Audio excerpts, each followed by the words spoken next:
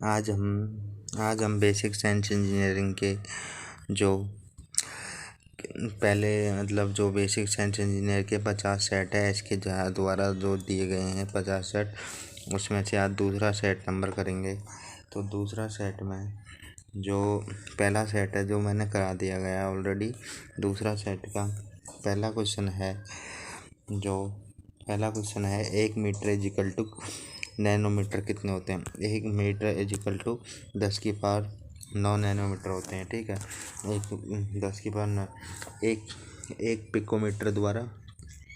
Picometre द्वारा कितना होता है, 10⁻12 नैनोमीटर होते हैं। ठीक है, 1 पिकोमीटर द्वारा 1 किलोमीटर इजिकल टू 10⁻³ होते हैं। ठीक है, 10⁻³ होते हैं खाली।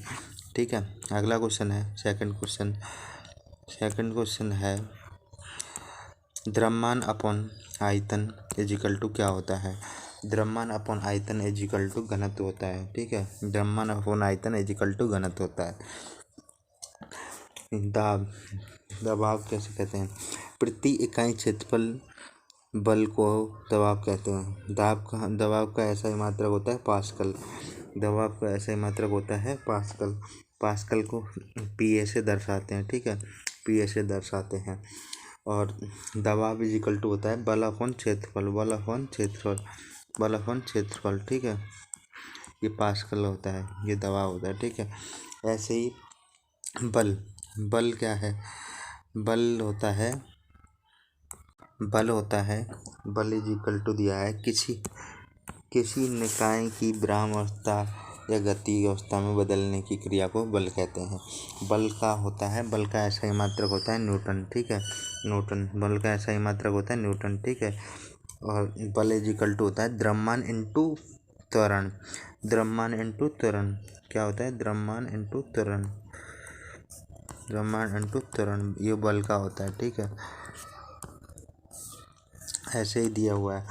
घनत्व होता है प्रति इकाई आयतन में निहित द्रव्यमान के बराबर घनत्व कहलाता है। घनत्व को होता है kg/m अपॉन मीटर क्यूब।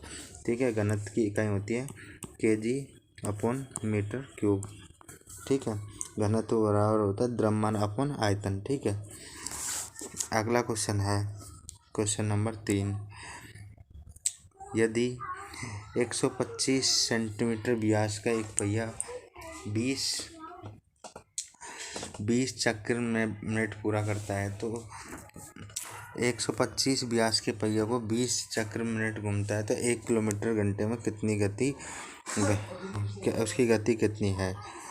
तो इस क्वेश्चन में उसकी गति, क्वेश्चन नंबर 3, यदि व्यास का एक पहिया 20 सेंटीमीटर चक्र घूम रहा है तो 1 घंटे में कितना। तो इसका आंसर होगा, जैसे एक पहिया ये रहा टोटली। ठीक है, एक पहिया है, उसकी व्यास कितना दिया 125, तो ये व्यास दिया। उसकी चक्र प्रति मिनट कितने मिनट घूम रहा है, 20 प्रति मिनट घूम रहा है। तो ये है पूरा वृत्त है। ठीक है, तो वृत्त की परिधि का फॉर्मूला होता है 2πr। ठीक है, तो 2πr करेंगे तो 2πr इजिकल टू कितना, 2 का 2, पाई का मान 22/7 इंटू आर कितना दिया, रेडियस व्यास की आधी होती है, तो 125 का आधा हो जाएगा रेडियस। और वह कितने मिनट प्रति घूम रहा है, तो ये है 20 मिनट प्रति। जब रेडियस को व्यास चेंज करेंगे ये 100 नीचे आ जाएगा, और ये सेकंड में निकालने के लिए इसको 60 से मल्टीप्लाई कर देंगे। और ये पूछ रहा है किलोमीटर प्रति घंटा, तो किलोमीटर प्रति घंटा में इसको करेंगे तो इसका 5/18 गुना कर देंगे, 5/18 गुना। अब इसको हम काटेंगे टोटली 20/100, हाँ 5 से काट लो, 5 से इसको काटेंगे, 5 दूनी 10, 50 25 आ गया। फिर 5 से काटो 50 25, और 12×5 60, और 2 से काट लो 11 बार। तो हम इसको जब टोटली काटेंगे तो ये आ जाएगा 33/7। तो अब हम इसको 33/7 को करेंगे तो 4.71 प्रति किलोमीटर घंटा आ जाएगा। ठीक है, अगला क्वेश्चन है एक बल आयोटा 3J+6 द्वारा प्रदर्शित किया जाता है। तो बल का परिणाम क्या होगा? जब एफ बल का परिणाम पूछा जाता है तो हम इनको रूट में लेके स्क्वायर कर देंगे। तो जब एफ बराबर हम इसका परिणाम करेंगे तो एफ बराबर हो जाएगा, रूट में आ जाएगा ये टोटली। तो 2 का स्क्वायर प्लस 3 का स्क्वायर प्लस 6 का स्क्वायर। तो 2 का स्क्वायर 2, 3 का स्क्वायर 3 का स्क्वायर आ जाएगा, फिर 6 का स्क्वायर आ जाएगा। तो हम इनको जब करेंगे इसमें से तो 2 का स्क्वायर यहाँ टोटली आ जाएगा 4, ठीक है। 2 का स्क्वायर आ जाएगा 4, 3 का स्क्वायर आ जाएगा 9 और 6 का स्क्वायर आ जाएगा 36 और रूट का ऊपर रूट आ जाएगा। तब ये 9 और 4 कितना हो गया? 13 और ये होगा टोटली 49, रूट 49 किसका होता है? रूट 49 होता है 7 का। तो इसका आंसर हो गया 7, ठीक है।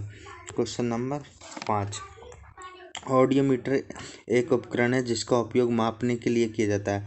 ऑडियोमीटर हम किसके लिए किया जाता है? ऑडियोमीटर हमेशा दूरी को मापने के लिए किया जाता है।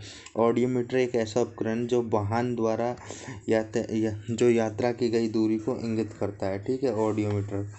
अगला क्वेश्चन है 6 नंबर, चित्र अनुसार पुली में व्यास दिया हुआ है 300 मिलीमीटर और n बराबर 750 दिया हुआ है। पट्टे पर लगाई गई एफ दिया है 700 न्यूटन से संचालित शक्ति का मान याद कीजिए। जब हमें d इजिकल टू दिया है 300 और 300 मिलीमीटर है, तो हम इसको मीटर में चेंज करेंगे तो 0.3 मीटर हो जाएगा, ठीक है। और जो n दिया है 750 दिया गया है, एफ दिया गया है, एफ मैंने बल दिया है 700। तो जब भी इसकी हम फोर्स की शक्ति का सूत्र लिखेंगे, शक्ति का सूत्र क्या होता है? शक्ति का सूत्र होता है P बराबर F into S upon T. तो जो मैंने मान दिया है तो P का मान एस, हमें एस दिया नहीं गया तो एस को हम लिखते हैं पाई डी एन, ठीक है।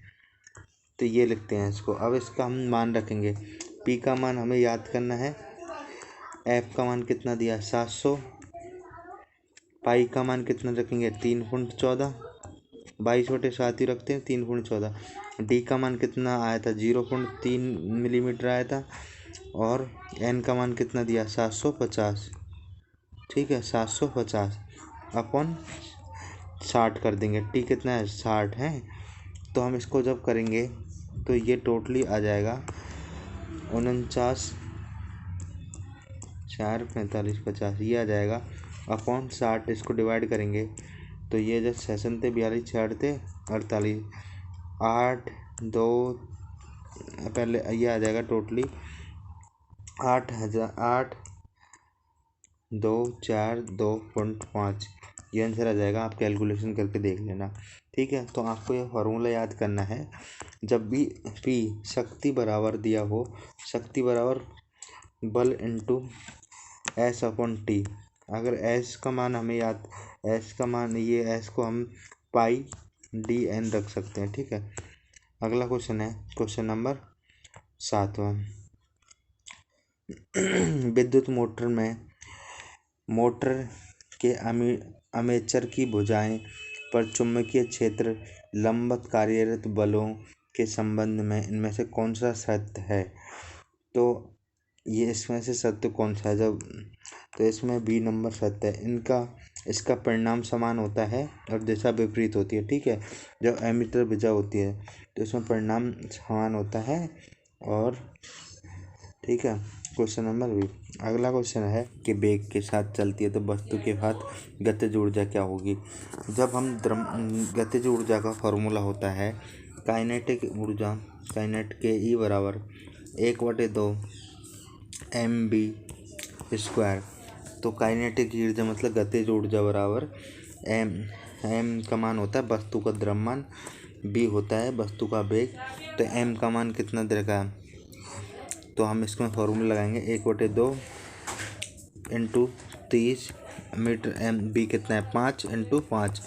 जब हम इसको करेंगे तो ये आ जाएगा 15 और ये 50 25, 25 इंटू 15 टोटली हम करेंगे तो 375 जूल आ जाएगा। जब काइनेटिक एनर्जी को हमेशा जूल में, ठीक है। अगला क्वेश्चन है संवेग। संवेग इक्वल टू क्या होता है? संवेग इज इक्वल टू द्रव्यमान इंटू वेग होता है, ठीक है। क्वेश्चन नंबर 9 का C। तो संवेग इसे शरीर की गति की मात्रा के रूप में परिभाषित किया जाता है। संवेग का ऐसा ही मात्रक होता है मीटर सेकंड, ठीक है, मीटर सेकंड। संवेग इज इक्वल टू होता है द्रव्यमान इंटू वेग, P बराबर संवेग इंटू द्रव्यमान इंटू वेग, ठीक है। क्वेश्चन नंबर 10, निम्नलिखित में से कौन सा तृतीय श्रेणी का उल्लेखित नहीं है? तो मैंने ये पहले सेट में भी कराया था, दूसरे सेट आज चल रहा है, इसमें भी है कि जो एक द्वितीय श्रेणी में कौन सा नहीं, तृतीय श्रेणी में कौन सा नहीं है। तो इसमें एक पहिए का ठेला नहीं है।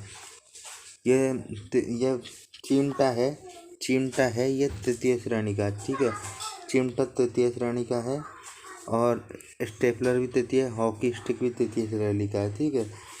और द्वितीय श्रेणी में एक पहिए का ये द्वितीय श्रेणी का है, ठीक है, द्वितीय श्रेणी का है ये तृतीय का नहीं है, ठीक है।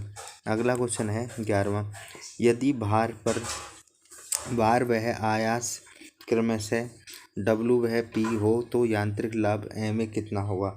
यदि भार या आयास W बराबर P हो तो यांत्रिक लाभ होता है W/P। तो इसका ऑप्शन नंबर 3, ठीक है, ऑप्शन नंबर 3। अगला क्वेश्चन है क्वेश्चन नंबर 12, निम्न में से कौन सा एक श्रेणी फर्स्ट लीवर का उदाहरण है? तो श्रेणी फर्स्ट लीवर का उदाहरण है फ्लायर फर्स्ट लीवर का उदाहरण, ठीक है। फ्लायर फर्स्ट लीवर, क्योंकि इसमें आलम्ब भार या आवास के बीच होता है। यह श्रेणी उत्प्रेरक आंतरिक एक होता है। क्वेश्चन नंबर 13, निम्न में से कौन सा जूल मात्रक नहीं है? तो ये मात्रक कौन सा नहीं है? ये किलोवाट ये नहीं है, मात्रक नहीं, सारे जूल है। जूल किसका है?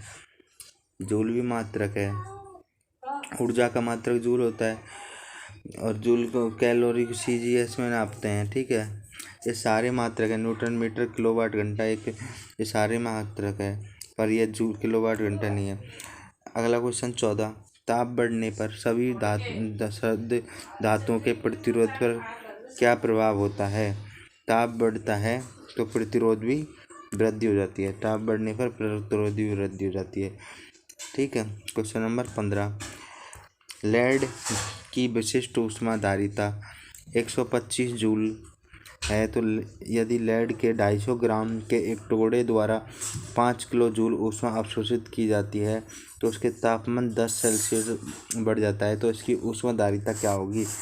जब लेड को विशिष्ट ऊष्मा, ठीक है, 125, लेड का द्रव्यमान कितना होता है 250 है, तो इसका फॉर्मूला होता है, जब यह तापमान होता है इसका फॉर्मूला होता है MC is equal to Q/T, ठीक है।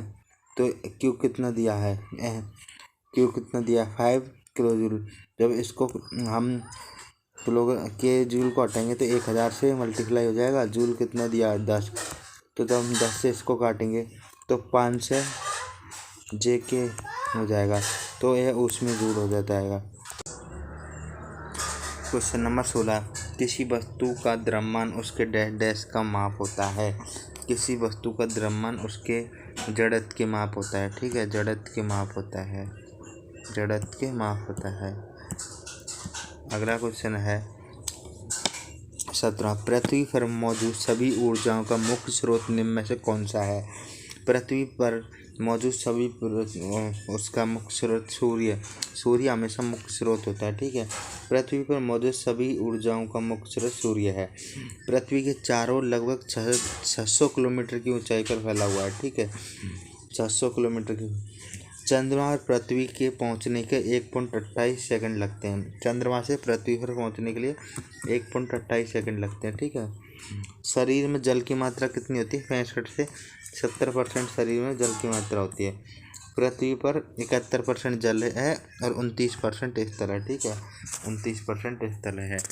अगला क्वेश्चन है 18वां, माना कि औसत तापमान, क्वेश्चन नंबर 18, माना कि औसत तापमान सेंटीग्रेड से फ़ारेनहाइट और सेंटीग्रेड से फ़ारेनहाइट सी और एफ में संबंध F-32 = 9/5 सी होता है, तो सेंटीग्रेड होता है, तो एफ और सी में वो बताइए। जब भी हम फ़ारेनहाइट में चेंज करते हैं, तो क्या आता है? तो हमेशा आता है F = 9/5 सेंटीग्रेड प्लस 32। तो इसमें आंसर हो जाएगा पहला। जब भी हम भी इसको चेंज करते हैं तो ये आ जाएगा। ठीक है, अगला क्वेश्चन है 19 नंबर, 12 सेंटीग्रेड जल में भौतिक अवस्थाओं में क्या होता है? जब हम 12 सेंटीग्रेड में होता है तो वह लिक्विड पे होता है, 12 सेल्सियस पे होता है, जब वह द्रव पे होता है। ठीक है, क्वेश्चन नंबर 19 पूरा हो गया है। अगला क्वेश्चन है क्वेश्चन नंबर 20। निम्न में से कौन सा ऊर्ध्वपातन कर सकता है? ऊर्ध्वपातन कौन कर सकता है? अमोनियम क्लोराइड हमेशा ऊर्ध्वपातन कर सकता है। ऊर्ध्वपातन ऐसी प्रक्रिया है जिसे तरल अवस्था से गुजरे बिना एक पदार्थ में ठोस अवस्था से सीधे गैस अवस्था में परिवर्तन होता है, ऊर्ध्वपातन कहते हैं। ऊर्ध्वपातन का उदाहरण है अमोनियम क्लोराइड, कपूर, जो कपूर होती है ना, यूज करते हैं, नेफ्थलीन, ये सभी डायरेक्ट ऊर्ध्वपातन के उदाहरण है। ठीक है, अगला क्वेश्चन है 21वां, 27 डिग्री सेल्सियस पर एक गैस दाब पारे पर 75 सेंटीमीटर है। जिस तापक्रम पर दाब दोगुना होता है और आयतन को स्थिर रखा जाता है, वह कितना है? जब हम 27 डिग्री सेल्सियस को 273 में बदलेंगे, 27 प्लस 273 करेंगे तो वह केल्विन में चेंज हो जाएगा। 27 प्लस 273 वह केल्विन में चेंज हो, तो 27 हम जब उसको करेंगे तो 27 प्लस 273 हम जब करेंगे तो ये हो जाएगा 300 केल्विन हो जाएगा। तो जब हम इसको P2 का मान कितना दिया, 2 गुना करना है ना, तो 2 गुना जब हम इसको करेंगे, पहले तो था P दाब, और इसको 2 ही दाब करना है। पहले कितना, अभी कितना आ गया, 300 केल्विन आ जाएगा।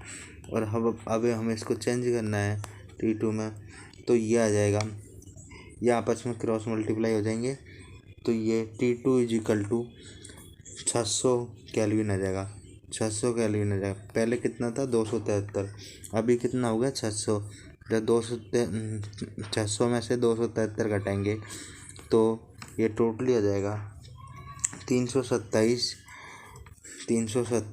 सेल्सियस। ठीक है, अगला क्वेश्चन है 22वां, फ़ारेनहाइट एक केल्विन स्केल पर समरूप पाठ्यांक देने वाला ताप है। जब भी हम फ़ारेनहाइट को हम वो करेंगे तो वह संपूर्ण तापमान सेल्सियस पर देने वाला यह एक है, तो ये -40 आंसर आएगा। कैसे आएगा? जब भी हम सेल्सियस को फ़ारेनहाइट इसमें चेंज करेंगे, सेल्सियस जब अगर 0 डिग्री पे हो, निम्न में 0 डिग्री होता है तो उच्च में 100 सेल्सियस होता है। ठीक है, अब हम केल्विन को कितने, निम्न में 273 केल्विन होता है, 273 केल्विन। हाईएस्ट कितना होता है, 373 केल्विन। ठीक है, जब भी हम फ़ारेनहाइट को करेंगे, फ़ारेनहाइट = होता है 32 फ़ारेनहाइट से हाईएस्ट, ये लोएस्ट, और हाईएस्ट कितने होते हैं, 212 फ़ारेनहाइट। ठीक है, 212 फ़ारेनहाइट।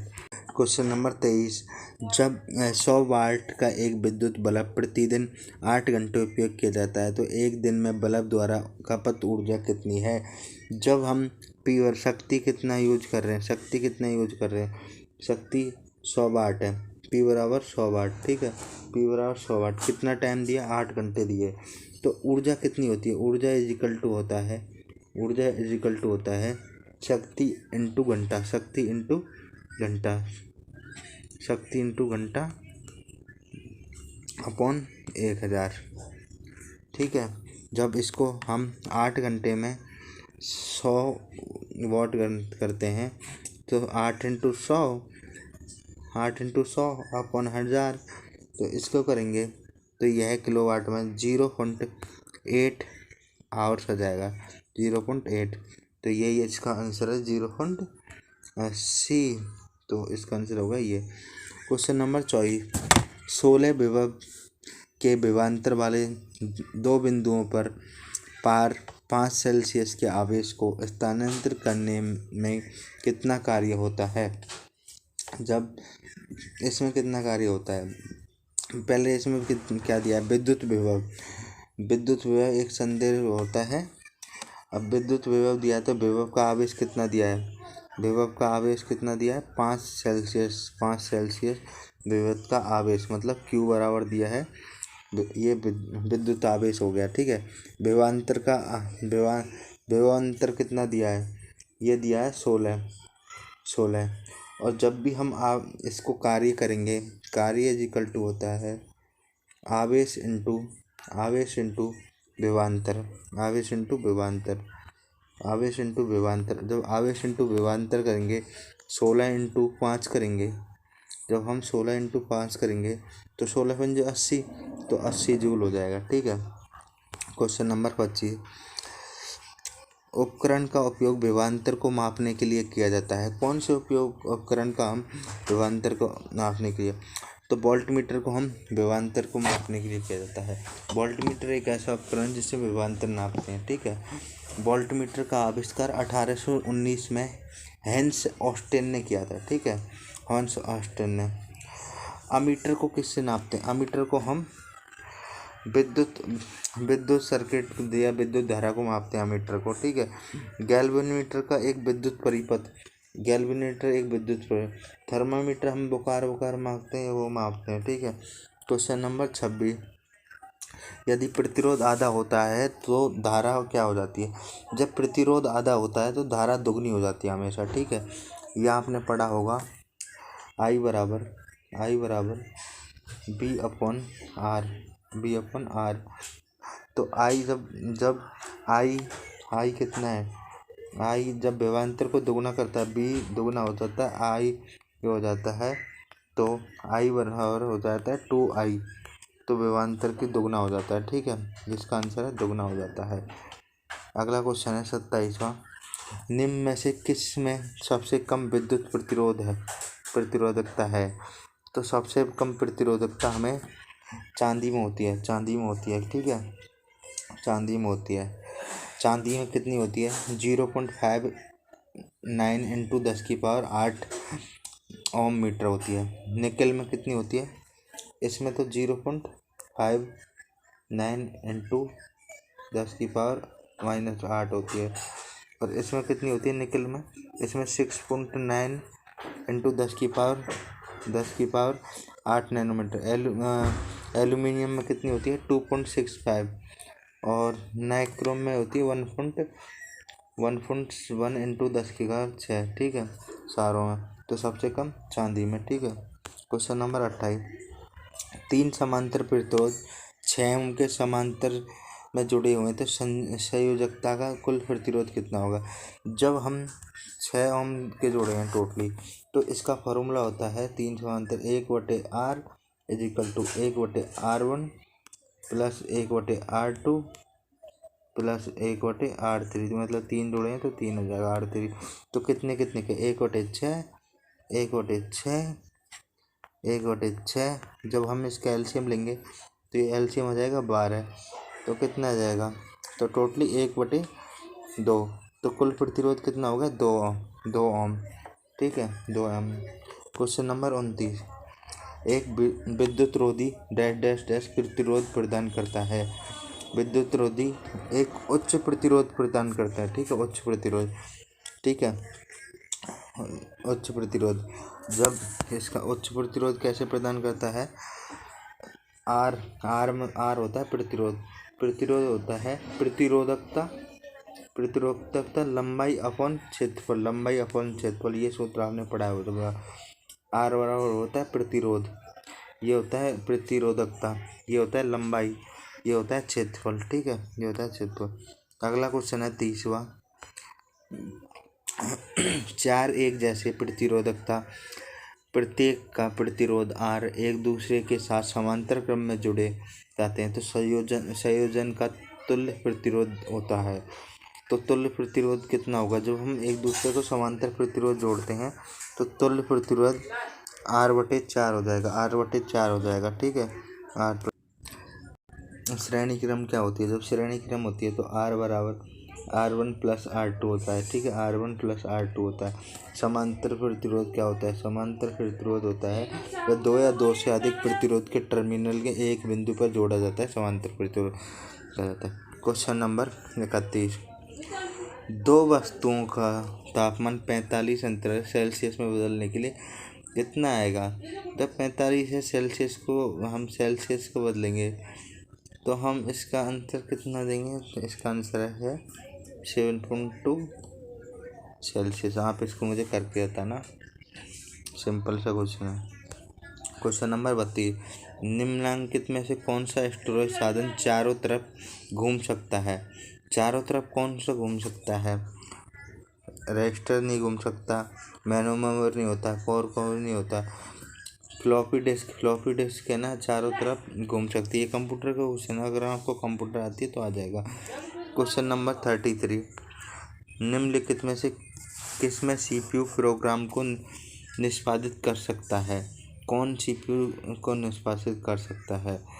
तो निष्पादित हमेशा CPU को डू आधारित में होता है, डू आधारित में होता है। ठीक है, इसमें कोई या असेंबली भाषा में हो सकता है, सांकेतिक भाषा में होता है, पोर्ट्स आदि संख्या में हो सकता है। Question number 34। निम्नलिखित में कौन सा विद्युत पर लगाए जाने वाले आग का कारक नहीं है? आग का कारक कौन सा नहीं होता? आग जब लगती है तो उसके कारक कौन सा नहीं होता? आग लगने पर हमारा शॉर्ट सर्किट होता है, शॉर्ट सर्किट तो होता ही है। आग लगने पर शॉर्ट सर्किट होता है, ढीले कनेक्शन होता है, इलेक्ट्रिक शॉर्ट सर्किट तो तारों का हाथ, खुले दरवाजे नहीं होते। खुले दरवाजे क्यों होंगे? यही आंसर है, तो 3rd नंबर। ठीक है, क्वेश्चन नंबर 35।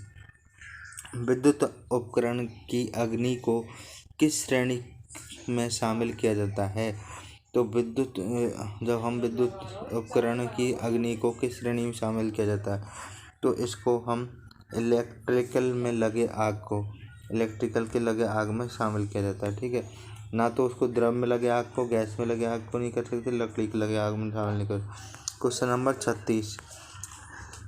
क्योंकि हमेशा क्वेश्चन नंबर 35 में देखो कि हमेशा एक क्लास में होती है, खाली एक क्लास में होती है लकड़ी कागज कोयला आदि, लकड़ी कागज कोयला आदि। बी क्लास में होती है द्रव्यों पर लगी आग, सी क्लास में होती है गैसों पर लगी आग। ठीक है, ए में होती है लकड़ी कागज कोयला, बी में होती है द्रव्य लगने आग, सी पे होती है गैस। ठीक है, क्वेश्चन नंबर 36। निम्न में से कौन सा पैमाना छोटी वस्तुओं को बड़ा करने का उपयोग किया जाता है? तो छोटी वस्तुओं को बड़ा करने के लिए हमें विस्तारांक पैमाने की आवश्यकता होती है। विस्तारांक पैमाना हमें छोटी वस्तुओं को बड़ा करते हैं, जो ड्राइंग में करते हैं। अगला है प्रोजेक्टर का प्रयोग किसको मापने के लिए किया जाता है? प्रोजेक्टर का उपयोग हमें डिग्री से कोण को मापने के लिए किया जाता है, डिग्री से कोण को मापने के लिए किया जाता है। जैसे कोई भी प्रोजेक्टर डिग्री कोण मापने के लिए किया जाता है। पारदर्शक मटेरियल का बना होता है। ठीक है, इसके चारों कोणों का माप दर्शाया जाता है। अगला क्वेश्चन है 38वां। ए और बी बिंदु के मध्य संलग्न चित्र प्रतिरोध है। जब हम इन तीनों को करेंगे तो हम इन तीनों को करेंगे पहले स्टार्टिंग में, तो इनको हम ये समांतर और श्रेणी क्रम में जो भी जुड़े हुए हैं ये दोनों जुड़ जाएंगे, ये तीनों जुड़ जाएंगे। तब हम इसको करेंगे तो है कौन सी उसमें दिया है टोटली, जब हम इसको करेंगे तो अब हम इसमें क्या करेंगे, पहले हम इसको समांतर क्रम और श्रेणी क्रम में जोड़ेंगे। जब इसको हम तीनों को जोड़ेंगे तो ये आ जाएगा 1/8, 1/8 प्लस 1/16 प्लस 1/16। जब इनका एलसीएम लेंगे तो एलसीएम हो जाएगा 16, तो 8 दूनी 16, 2 प्लस जब हम इसको करेंगे 2 अभी मैं बता रहा था, जब हम एलसीएम लेंगे तो इनका हो जाएगा 16 एलसीएम हो जाएगा। जब इनको 2 तो टोटली कितना आएगा, तो इसका आएगा 1/4, मतलब 4 इसका आ जाएगा। तो टोटली 4 इसका आ गया और 20 ये हो गया। तो 20 और 4 24, 1/24 तो ये हो गया। ऐसे ही हम इन दोनों को करेंगे तो इन दोनों का एलसीएम हो जाएगा 1/9 और 1/18। तो 1/18 इन दोनों का एलसीएम हो जाएगा 18। तो ये आ जाएगा टोटली कितना आ जाएगा 3/18, 1/6। तो ये टोटली आ जाएगा 6। जब 6 और 6 हम इन दोनों को करेंगे तो ये आएगा 12। और ये कितना है, तो दोनों का 24, ये आ गया 24 और ये आ गया 12। तो 1/6 1/24 हम जब 24 करेंगे, जब 1/24 1/24 और 1/12, 1/24 और 1/12, जो हम इन दोनों को एलसीएम लेंगे तो 24 आ जाएगा। तो 24 से कम 24 और ये आ जाएगा 12 दूनी 24, तो 3/24, 3/24 कितना होगा 3 × 24। तो इसका आंसर आ जाएगा 8 ओम। ठीक है, 8 ओम ये दिया हुआ है। क्वेश्चन नंबर 39 चित्र में दिए गए त्रिभुज का नाम बताइए। अब चित्र में कौन सा त्रिभुज है, जब इनमें तीनों त्रिभुज है, तीनों त्रिभुज में ये विषमबाहु त्रिभुज है, क्योंकि इनकी तीनों ही भुजा अलग अलग है, 60 है, 80 है, 40 है। तो ये विषमबाहु त्रिभुज है। ठीक है, आपको इसको देखना पड़ेगा, वो तो मैथ आनी चाहिए आपको। क्वेश्चन नंबर 40 का क्वेश्चन दिया है, एसआई के निर्देशांक रेखाओं को मापने के लिए विमा रेखाओं की डैश डैश लिखी जानी चाहिए। तो इसका है यह ऊपर लिखी जानी चाहिए। ठीक है, ऊपर लिखी जानी चाहिए। ये क्वेश्चन 40 हो। जो विमाएँ रेखाएँ होती है इसकी ऐसे ये जो विमाएँ रेखा होती है, मान लो तो ये उसकी विमाएँ रेखाएँ हैं। तो विमाएँ रेखाएँ के दोनों सिरों में तीर के निशान से बंद करती है। ठीक है, विमाएँ रेखाएँ दोनों में जहाँ तीर की रेखाएँ होती है, ठीक है, तो दोनों रेखाएँ बंद होती है। ठीक है, बंद होती है। क्वेश्चन नंबर 41, कौन सी रेखाएं जो समान दूरी पर आगे बढ़कर एक दूसरे को कभी प्रतिच्छेद नहीं करती है। जो एक दूसरे को कभी प्रतिच्छेद नहीं करती है वो समांतर रेखाएं कहलाती है। समांतर रेखाएं जो सीधी होती है, ठीक है, वक्र रेखा ये होती है, लंबवत रेखाएं जो ऊर्ध्वाधर रहता है, ये अलग अलग रेखाएं होती है, पर जो एक दूसरे को कभी प्रतिच्छेद नहीं करती वो समांतर रेखाएं कहलाती है। ठीक है, समांतर रेखा, आपको ये तीनों रेखाएं याद करनी पड़ेंगी। क्वेश्चन नंबर 42, एक वस्तु के शीर्ष अवलोकन को चित्रांकित किया जाना चाहिए। तो वस्तु को शीर्ष अवलोकन अब इसको हम अवलोकन करेंगे तो इसका है अग्र अवलोकन से दाएं से बाएं से, अग्र अवलोकन नीचे से ऊपर, अग्र अवलोकन नीचे से दाईं ओर, अग्र अवलोकन ऊपर से दाईं ओर। तो इसका आंसर है अग्र अवलोकन नीचे से ऊपर की ओर हम चित्रांकित करेंगे। यदि किसी वस्तु का प्रथम कोणीय प्रक्षेप बनाते हैं तो वस्तु का शीर्ष अवलोकन वस्तु के अग्र अवलोकन के नीचे होगा। ठीक है, क्वेश्चन नंबर 43, यदि कोई रेखा HP के समांतर BPC की ओर झुकी होती है तो उसका कोण दृश्य XY के समांतर होता है। जब हम दो रेखा मान ले, कोई भी रेखा है, यदि कोई भी रेखा HP के समांतर और BP की ओर झुकी होती है तो उसका मुख्य दृश्य एक सीधी रेखा से प्राप्त होगा। तो मान लो कि ये सीधी रेखा है, टोटली ये सीधी रेखा है, दोनों साइड से बंद है, ये X है, ये Y है, ये BP है और ये HP है। जैसे ही हम एक रेखा ये है सीधी रेखा और एक ये टेढ़ी रेखा है, तो हम जब इसमें डैश डैश डैश ये करेंगे, दोनों को जोड़ेंगे तो ये ये A हो गया, ये B हो गया। जैसे ही A B हो गया, जब हम दोनों को करेंगे तो ये सम्मुख दृश्य दिखाएगी, ये शीर्ष दृश्य दिखाएगी। ठीक है, क्वेश्चन नंबर 44, हैचिंग रेखाएं किस कोण पर झुकी होती है। हैचिंग रेखाएं हमेशा 45 डिग्री कोण पे झुकी रहती है। यह एक पतली क्रमागत रेखाएं होती है, हैचिंग रेखाएं, जिनकी रेखाओं के मध्य की 0.7 mm होती है। ठीक है, 0.7 mm होती है इनकी मध्य की दूरी। ठीक है, क्वेश्चन नंबर 45। मंदायन के कारण उत्पन्न त्रुटि होती है। मंदायन के कारण उत्पन्न त्रुटि रूपांतर त्रुटि कहलाती है। रूपांतरित त्रुटि कहलाती है मंदायन के कारण। ठीक है, मंदायन रूपांतर। Question number 46। किसके मापन द्वारा इलेक्ट्रिकल मशीनों की दक्षता की गणना की जानी चाहिए? तो इसका आंसर होगा लॉजेस। इसका आंसर है लॉजेस के मापन द्वारा। दक्षता क्या होती है? दक्षता होती है टोटली दक्षता होती है आउटपुट अपॉन इनपुट। ठीक है, इनपुट, ये दक्षता कहलाती है। लॉरेंस को मापने द्वारा इलेक्ट्रिक मशीनों की दक्षता की गणना की जाती है। ठीक है, और अब दक्षता का एक दूसरा फॉर्मूला होता है, दक्षता बराबर input minus Lawrence upon input. ये भी दक्षता का फॉर्मूला होता है। ठीक है, दक्षता। अगला क्वेश्चन है 47।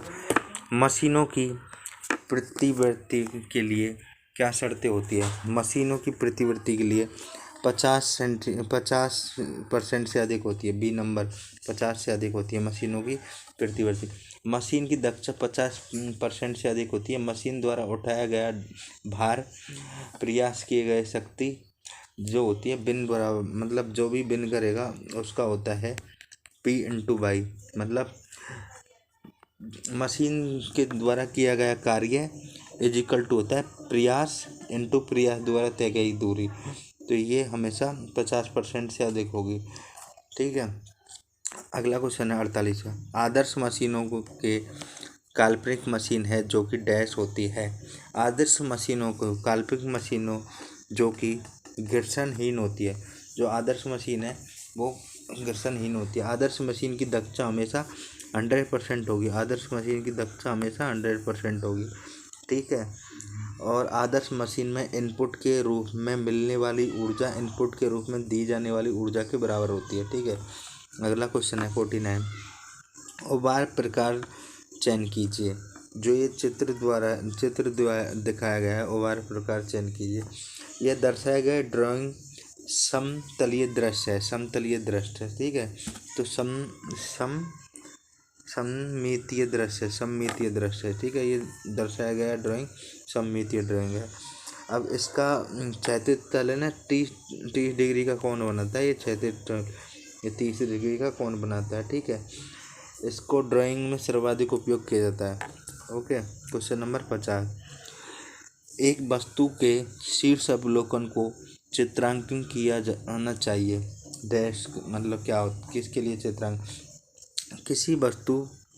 किसी वस्तु का अवलोकन टीवी के अग्र अवलोकन बीपी के नीचे किया जाना चाहिए। तो यह नीचे से ऊपर की ओर अवलोकन किया जाना चाहिए। जैसे कोई भी मान लो ये 3D एक वो है, तो 3D में इसमें हम एक वो है, तो इसको हम जब चित्र में अवलोकन करेंगे तो यह टीवी साइड हो जाएगी, ये एसवी साइड हो जाएगी, यह एफबी साइड हो जाएगी।